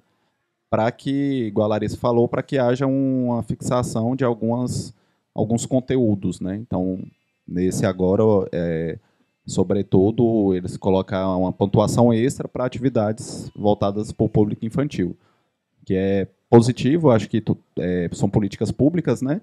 Só que isso vai direcionando mais ou menos o seu projeto. E alguns trabalhos a gente percebe, né? Muito do Goiânia Clandestina, alguns do Goiânia Clandestina são trabalhos sociais antes de tudo, né? Antes de ser trabalhos culturais. Então, deveria haver, né, outras maneiras, outras políticas de financiamento ou de uma participação, né, da prefeitura, do estado, sobre essas atividades de cunho social, o que não há, né? Então, a gente fica numa dependência de editais, de financiamento por leis de incentivo, sendo que, na verdade, esses editais deveriam ser para uma produção mais individual, mais um projeto pessoal, né? Eu acredito. Quero publicar um livro, quero ter o processo de poder estudar, né, pesquisar para fazer a produção desse livro. Só que aí sim, né, um edital faria mais sentido nesse lugar. Agora, um trabalho que é social, né, que é um trabalho também que a Larissa faz, um trabalho de formação de leitores, de formação de escritores, um trabalho de inserção, né, de grupos minoritários dentro desse mercado, dentro dessa produção. Isso é um trabalho de direitos humanos, né? Então, é muito triste a gente ter que depender do edital para fazer esse trabalho, que é um trabalho do Estado, que é um trabalho que é meio que usado a gente, né, a partir desse edital para fazer o trabalho deles. E eu acho, sim, a gente precisa, muito urgente, buscar um meio de permanência sem a necessidade de incentivos, de leis de incentivos, de editais, porque não são democráticos, né? Você está ali concorrendo, uma briga de foice no escuro, assim, com seus próprios amigos aqui, né? A gente, muitas vezes, a gente concorre entre nós nos próprios editais com pouquíssimos números de vaga, com verbas, às vezes, muito limitantes mesmo para manter o trabalho que a gente faz. Então, eu penso que a proposta é essa, né? Começar a pensar junto, discutir, né? E tentar encontrar um meio mesmo que a gente consiga permanecer sem essa necessidade de estar em independência o tempo todo do Estado, da prefeitura, né? Eu acho que é isso, né? Tem outra questão. Eu cheguei a notar, mas deixei de dizer que a Elissa, ela provoca a gente assim, né, com aquela pergunta que vale $1 milhão, né? Qual é a solução do problema? Eu só consigo pensar numa coisa. Se eu fosse gestora pública, por exemplo, eu faria investimento nisso, que é qualificação do leitor e da leitora. E aí, Larissa, você toca num ponto que também compete a mim, porque eu sou professora, eu também trabalho com formação de leitores. E não é simplesmente levantar da cadeira e escolher uma boa obra, né, Andréia, e levar para a sala de aula. É preciso haver, do outro lado, uma contrapartida que não tem sido viabilizada, em geral. Então, assim, cada um nas suas vanguardas, mas a gente está tudo nessa luta, numa luta que eu diria, em alguma medida, até assim, muito cansativa e diária. Qualificação do leitor, para ele saber que tem coisa boa sendo feita, mas ele precisa saber também por conta própria, para a gente não ficar dizendo o tempo todo. Muito bom. Gente, nós estamos numa mesa ótima, como vocês viram, pessoas exemplares e são meus amigos, então, assim, eu estou mais, sabe, amores da minha vida, pessoas que a gente abraçou junto, viajou junto, foi para a piscina junto, né, gente? Que a gente também precisa descansar. Agora eu vou abrir para a plateia. Alguma coisa que vocês queiram perguntar, falar, acrescentar, provocar? Oi. Não, eu acho que essa última fala dessa menininha, como ela se chama? Da Thaís? Eu? Não, né? Da Larissa. Não, da Larissa. Larissa, que era o nome da Camila, né, Larissa? Eu te amo. Então, eu conversei com a Goiandira esses dias, eu fui para Sanclerlândia e a gente está vivenciando um projeto de leituras que começou aqui no Proler com a Goiandira, a Hebe e outras pessoas, junto à Biblioteca Nacional, de fazer rodas de conversas com quem lê a obra, fazer a leitura, fazer a roda de conversa com as pessoas que estão lendo ali. São alunos adolescentes lá do Colégio Torquato, começamos lá. E eu estava já um pouco desestimulada, mas hoje, com essas falas daqui, com esse evento que vocês realizaram, parece-me que mesmo com toda a minha, sei lá, eu pensava em largar, não sei, ou fazer menos, eu acho que eu vou voltar a ficar intensa de novo nesse projeto, porque ele vem já de outros tempos que eu vivenciei com a Goiandira e as meninas todas, né? E são essas rodas. A gente lê, Nós começamos com autores goianos. Então, a gente lê e os meninos ficam empolgadíssimos, criam pequenos grupos, fazem vídeos, esses mini vídeos ao celular. E, assim, eu vou voltar a fazer isso com mais intensidade, viu, Larissa? Deu um viu, gás, meninas? né? Deu gás. E aí, depois eu conto para vocês um pouquinho mais disso daí, que são essas rodas de conversa, encontros com quem já leu, encontros na praça, a gente larga também os livros. Eu já contei histórias no Hospital do Câncer, vários outros lugares, em shoppings, em escolas, etc. E a gente vivenciava isso, levando os livros, só que era tudo de graça. Agora eu acho que a gente vai começar a pensar que precisa de dinheiro, né, Mazinho? Precisa de dinheiro, porque é uma pobreza danada. Tá bom? Beijo amoroso. E nem se não fosse. Acho que é direito nosso. Beijo, beijo. Te amo. Divina, eu quero te dizer que desistir, que era a palavra que você não disse, mas desistir, a gente pensa todos os dias, e eu tenho certeza que meus colegas ali, em algum momento a gente pensa em desistir, e a gente continua. E ouvir você dizer isso, né? Que por nos ver aqui, isso também nos move no dia seguinte, depois de pensar em desistir, a gente continua. Né, gente? Isso. Ainda bem que vocês continuam. Graças a vocês. E com certeza porque eu vi alguém que não desistiu, como o cara do ônibus que eu comentei, né? Eu vi alguém que não desistiu. Então, excelente.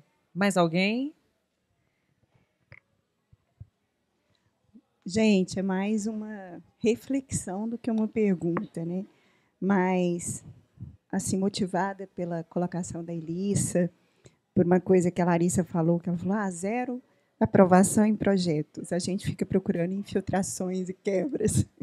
E nós, como professoras de escola privada, de elite, nós temos uma dificuldade enorme. A gente está sempre procurando essas infiltrações e quebras, mas é uma dificuldade assim grande, grande mesmo, de fazer a obra de qualidade chegar aos nossos alunos, uma obra que proponha reflexões críticas no ambiente em que deveria isso ser priorizado, mas não é. Né? Então, deixa eu lembrar o que eu queria pegar. E o ano passado, nós fizemos, eu, Elissa e Leandro, um sarau com os alunos do ensino médio. Quando acabou o sarau, um professor se aproximou de mim e falou assim, poxa, André, que legal, você conseguiu reunir, você, Elissa e Leandro, todos os desajustados no mesmo lugar. Eu pensei, vai ver que a gente não estranhou, porque a gente está nessa... A gente também é desajustado, a gente também é desajustado. Mas, assim, é esse o lugar que a poesia ocupa hoje, pelo menos, assim, acho que eu posso dizer, de uma maneira geral, na escola privada, de elite. E aí, uma pergunta para o Mazinho. Eu, Elissa e Leandro ali, nos nossos devaneios, a gente pensando assim, bom, Sarau 2024, a gente podia preparar uma oficina de slam com os alunos. Mazinho, é possível fazer uma poesia de slam, mas assim, como é que você faria para ter tato? Você tem que pensar no universo para que nós não perdêssemos os nossos empregos.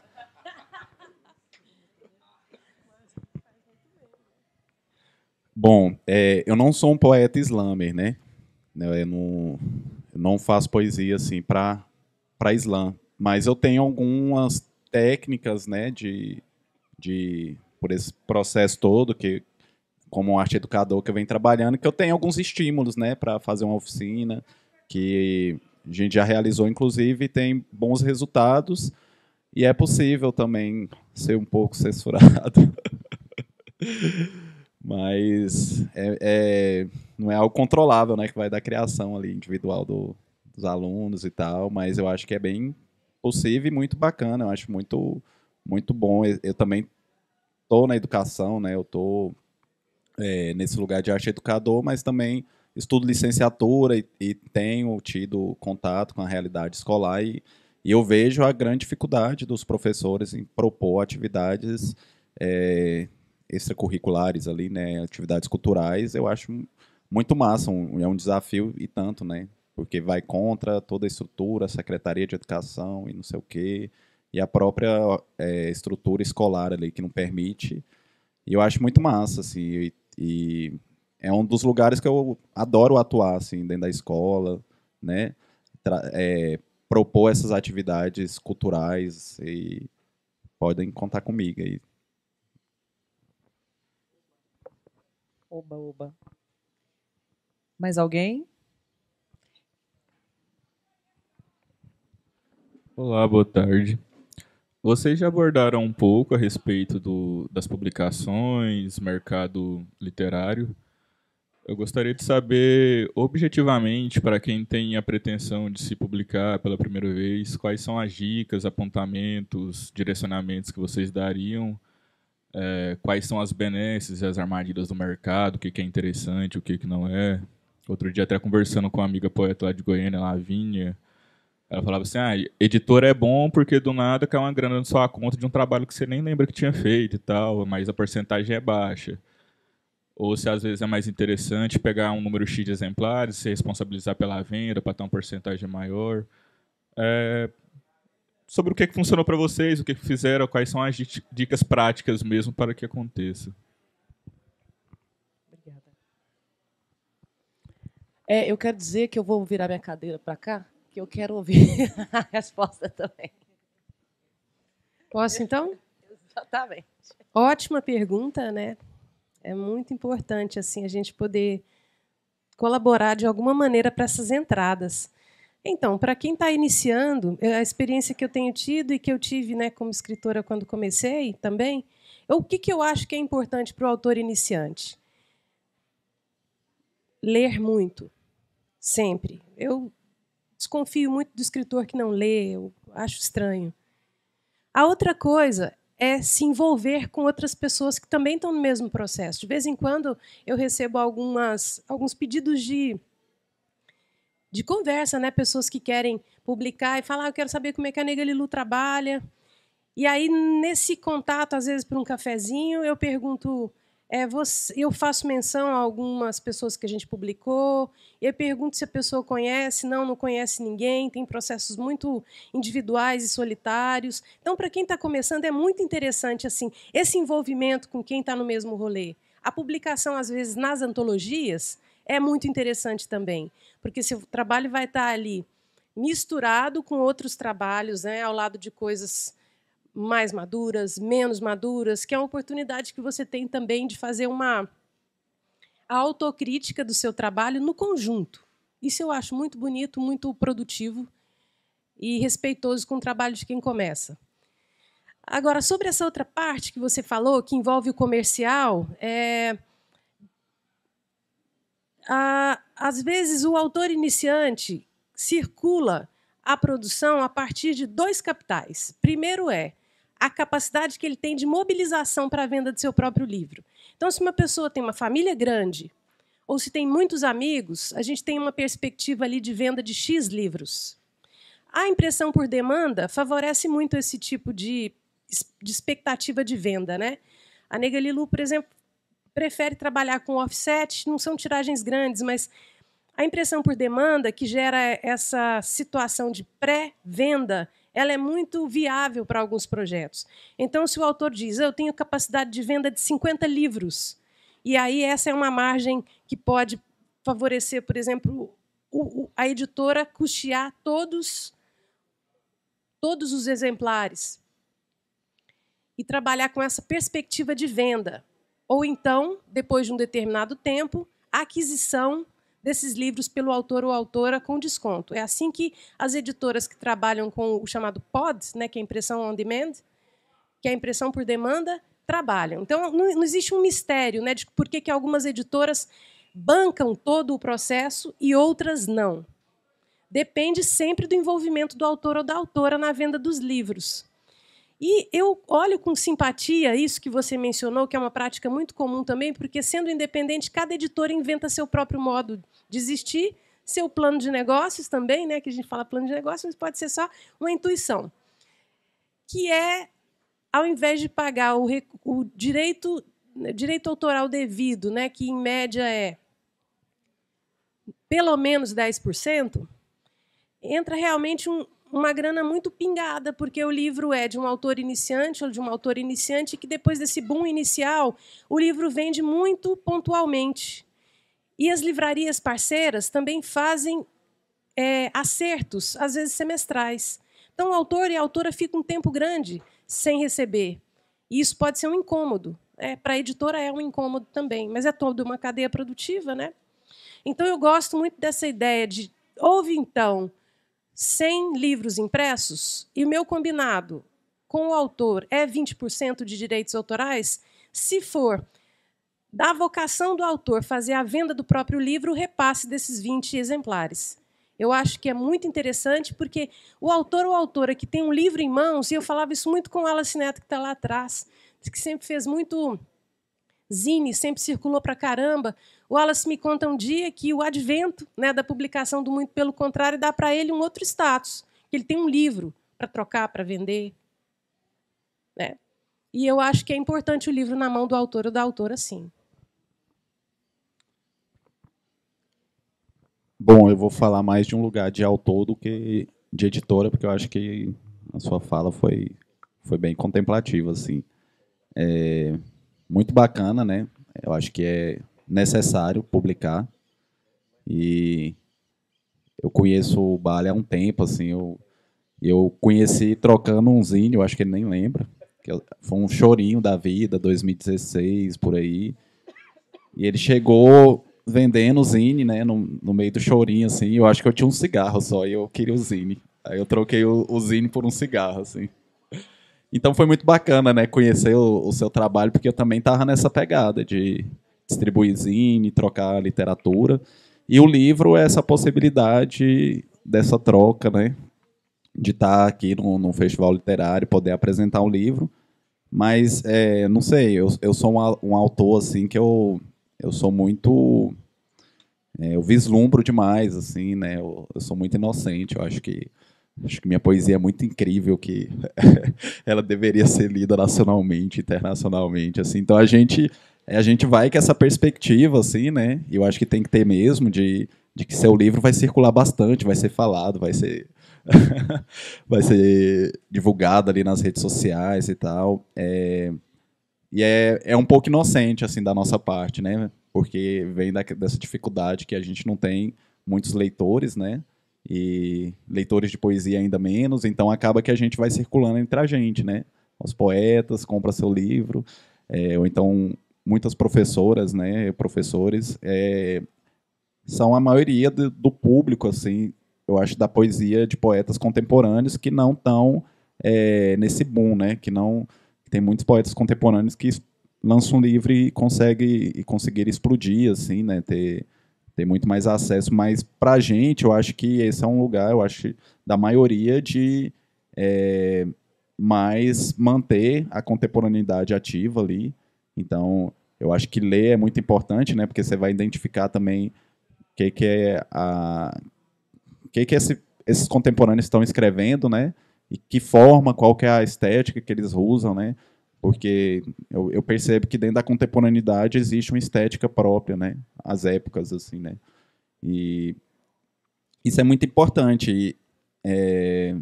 Mas é isso, assim, a gente vai com as expectativas e às vezes elas são frustradas. Eu lembro que no lançamento de Serviço de Preto foi um lançamento muito bonito, foi incrível, foi uma festa, mas eu acho que eu vendi 10 livros, sabe? O povo queria era beber, sabe? E é isso, assim. Aí depois o livro vai circulando de maneira muito devagar, né? Aí de 2 em 2 meses, às vezes alguém te procura, quero seu livro, tal. Aí eu tive a experiência de trabalhar lá na Palavrear e eu vendia só meu livro lá, né? A pessoa ia no banheiro, eu falo, aqui, esse livro aqui, ó.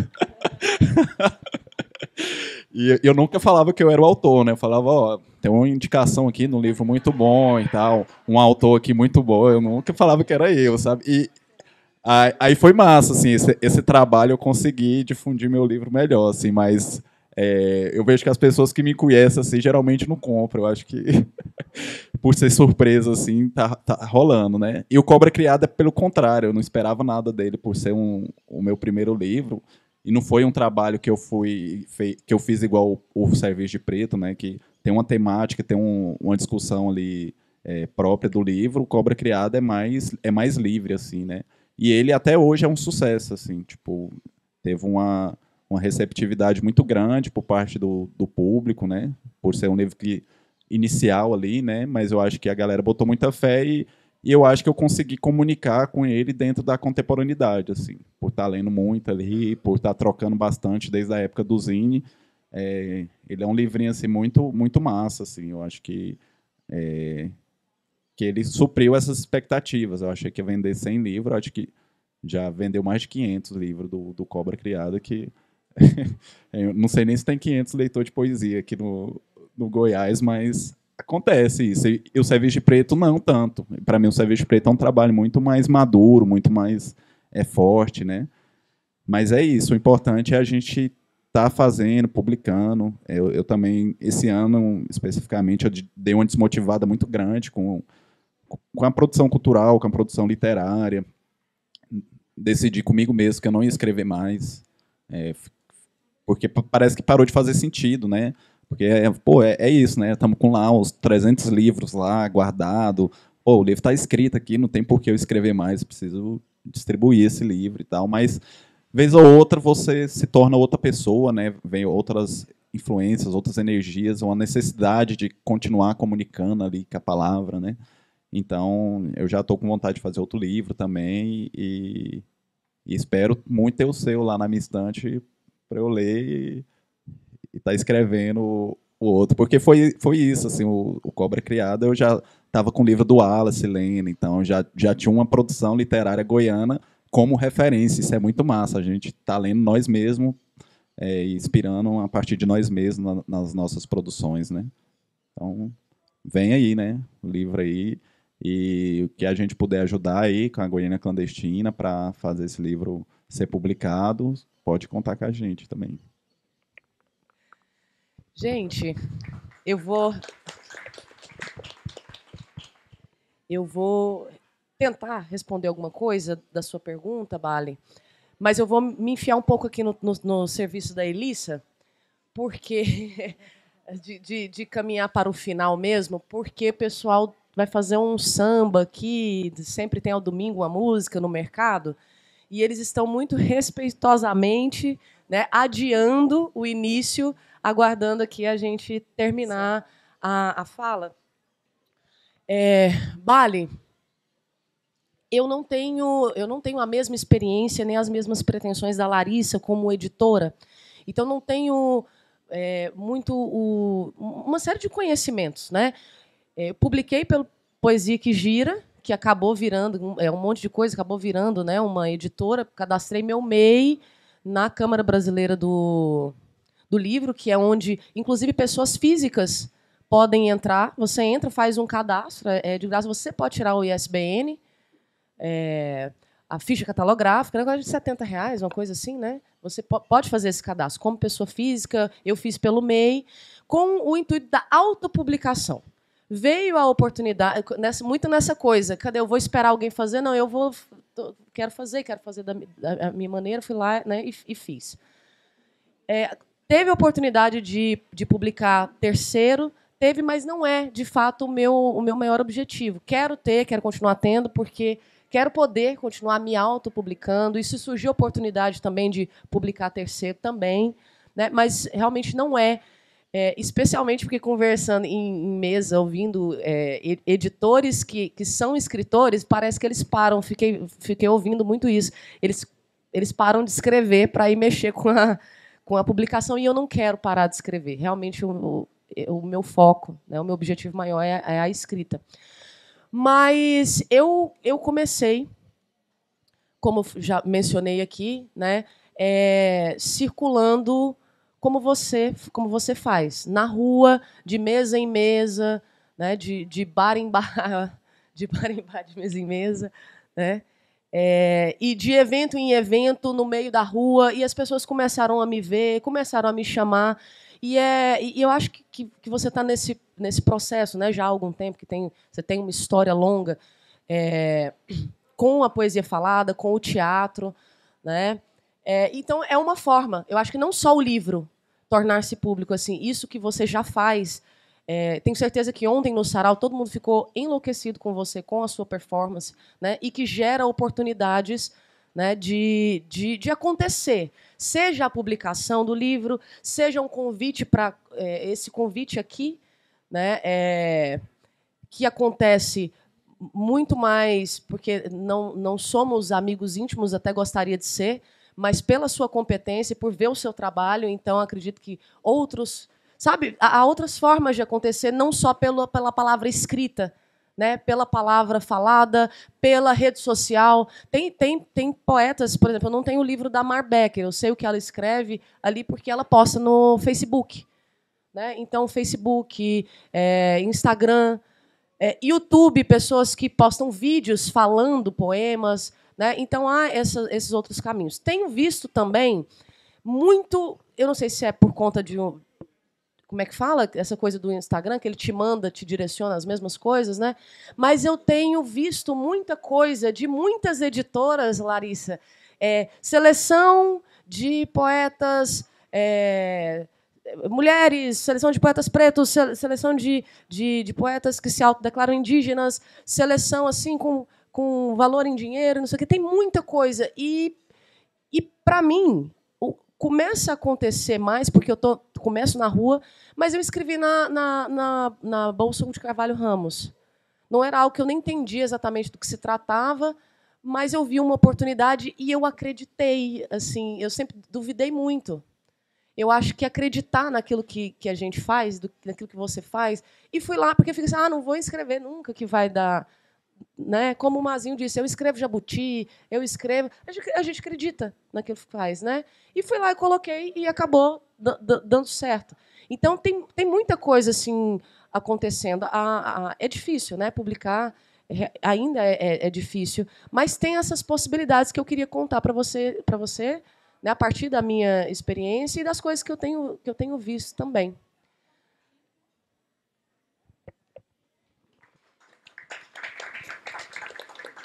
Então, estamos caminhando para o encerramento. Vocês fecharam aí batendo palmas, mas eu vou pedir de novo, principalmente para essa mesa especial, porque, dentre vários motivos, é graças a essas pessoas também que nós estamos aqui hoje. Então, eu acho que essas pessoas maravilhosas merecem aquela palma mesmo ruidosa, tá? Com força, gente. Obrigada.